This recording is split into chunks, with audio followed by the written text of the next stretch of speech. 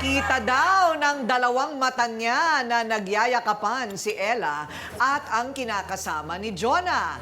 Eto na, anong klaseng yakap, anong klaseng halik? Yun ang ating tatanungin kay Anika. Humarap ka na. Ang kapal ng mukha mo talaga. Ano? Tanungin mo kasi mo, tingnan mo kung anong totoo. Hindi basta-basta ka agad nagbabalita. Yang masyado ka kasi marites. Kasi ang alam ko, pagkakaalam ko, isaw at tinutuhog mo, hindi. Ay, talaga, asawa ng isaw. best friend mo. Hindi mo talaga bisado. Ano kapal ang mukha mo? Dahil sa'yo nasira ang pagkakaibigan namin. Alam mo ba yun? Eh, alam mo na pala magkaibigan kayo. Alam mo, Bakit magkaibigan. pumayag kang halikan ka ng asawa niya? Nakita mo ba? Tinulak ko yun. Tinulak ko. Eh, bakit nasarapan ka sa halik? Nasarapan. Nakita mo? Nakita mo. Nakita mo talaga dito. Ha? Nakita mo. Okay. Ang hawak. Minahon ka muna, upo ka lang dyan, ha?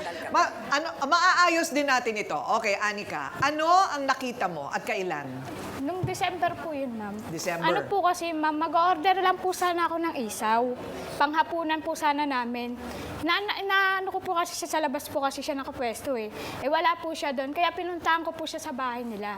Paghawi ko po ng kurtina, kaso po, iba po ang nakita ko. Na magkayapan po sila, yung asawa niya po, magkayaka po sila na naghahalikan. Sabi ni Ella, biglaan daw na meron lang gustong ikwento, siya ay lasing, pagkatapos bigla siyang niyakap at hinalikan, pero tinulak naman daw niya. Wala na po ako, mami, kasi paghawi ko po ng kurtina, nakita ko na po sila magkayakap po, tsaka Tapos? naghahalikan po. Eh, nagulat po ako eh. Nagulat po ako sa nakita ko. Kaya po, hinanap ko po siya. Hinanap Bakit ko mo po yung video siya. mo? So ano ba yung klaseng halikan na nakita mo? Yung something po na ginagawa ng mag-asawa po. Oo, naghalikan kami pero tinulak ko agad yun eh. Hindi mo kasi nakita yung totoo. Hindi mo naman kailangan makita eh.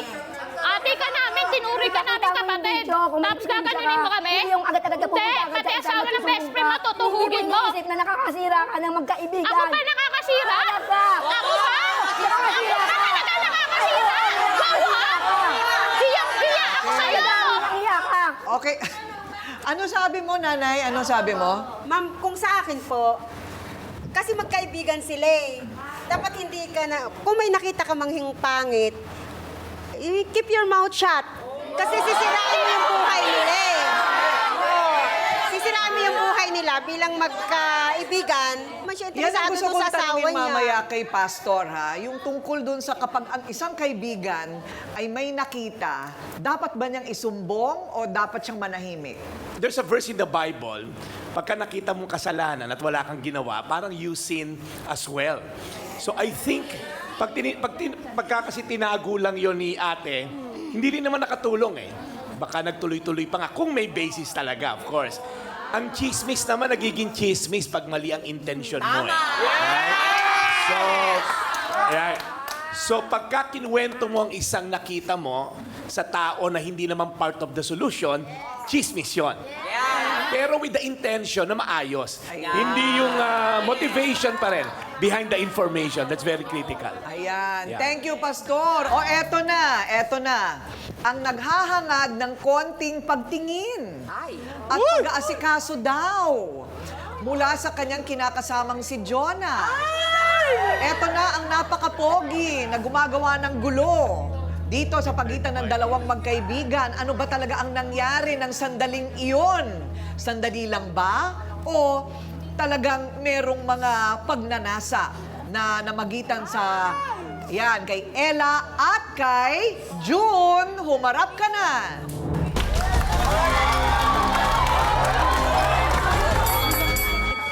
June, ilang taong ka na? 26. 26. Ikaw ilang taong ka na? 29 po. 29. Ikaw, Ella? 37. Ha? 36 po, 36. 26. Okay. So, anyway, June, matagal na kayong magkasama ni Jonah? Opo. May isang anak? Opo. Ayun, okay. Bali po, may isa po siyang anak sa una. Tapos, Tapos meron isa sa kayong isa. Babae o lalaki? lalaki po. Lalaki. Anong pangalan? Miguel po. Miguel. O, ayan, si Miguel. Bata pa, 3 years old pa lang. Opo. O, anong nangyari? Bakit mo naman iniwan si Jonah? Ganito po kasi yun, ma'am. Bawat pagpapasok ako sa trabaho, di pa papasok po ako, mas nauna pa siya sa akin umalis. Tapos pag uuwi po ako, wala pa rin siya. Aalis siya, umaga, uuwi, alas 10 ng gabi. Bakit ano? Akala ko wala kang trabaho. Wala nga po.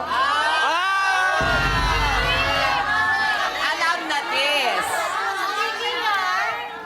So parang ang sinasabi mo, parang kulang ka sa pagtingin. Opo, Ayun. kasi inuuna niya pa po yung barkada kaysa sa akin. Naman pala.